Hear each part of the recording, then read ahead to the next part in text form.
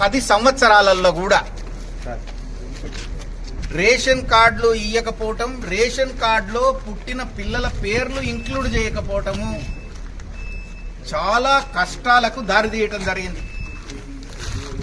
రేవంత్ రెడ్డి గారి నాయకత్వంలో కాంగ్రెస్ ప్రభుత్వం అర్జెంటుగా పుట్టిన ప్రతి పాప బాబును రేషన్ కార్డులో ఇంక్లూడ్ చేయడానికి ఆదేశాలు ఇవ్వటం జరిగింది. దాని ప్రకారం అందరి పిల్లల్ని రేషన్ కార్డులలో ఇంక్లూడ్ చేయటం జరిగింది.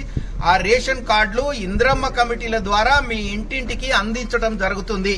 కనుక ఇంద్రమ్మ కమిటీ వాళ్ళకి అందరికీ కూడా నేను తెలియజేస్తున్నాను, మీరు ఎంఆర్ఓ ఆఫీస్లో ఉన్న రేషన్ కార్డులను కలెక్ట్ చేసుకుని ప్రతి ఇంటికి పోయి ఆ కార్డులు ఇచ్చి వాళ్లకు మీరు సంతోషాన్ని వ్యక్తపరిచేట్టుగా చూడవలసిందిగా నేను కోరుతున్నాను. అదేవిధంగా అల్లుడొస్తే ఎడవడకుంటుడే అక్క డబుల్ బెడ్రూమ్ ఇల్లు ఇస్తా అని 10 సంవత్సరాలు ఆ పార్టీ గత ప్రభుత్వం మోసం చేయటం జరిగింది. డబుల్ స్టోరీలో 5 స్టోరీలో 10 స్టోరీలో కట్టిస్తాం, అందులో ఉండమంటే ఎవ్వరు కూడా ఉండటానికి రెడీ లేక ఎవరికి కూడా ఇల్లు ఇయ్యలే. ఇప్పుడు ప్రతి ఊర్లో ఇల్లు లేని వాళ్ళందరిది కూడా సర్వే చేయటం జరిగింది. ఈ ప్రతి కుటుంబానికి ఇల్లు ఇవ్వటం జరుగుతుంది. ఈ సంవత్సరం మన కాన్సెన్స్ లో 3500 ఇండ్లు ఇవ్వటం జరిగింది. ఇది నిరంతర ప్రక్రియ. ఇది 3500 కాగానే ఆపం.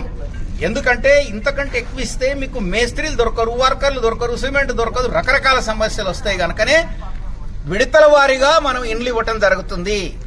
అందులో భాగంగానే ఆల్రెడీ కొంతవరకు కట్టుకున్న వాళ్ళది సైజ్ ఎక్కువ ఉందనో సైజ్ తక్కువ ఉందనో రకరకాల సమస్యలు కూడా రావటం జరిగింది. ఆ సమస్యలకు అన్నిటికి కూడా తొందరలోనే పరిష్కరిస్తాం.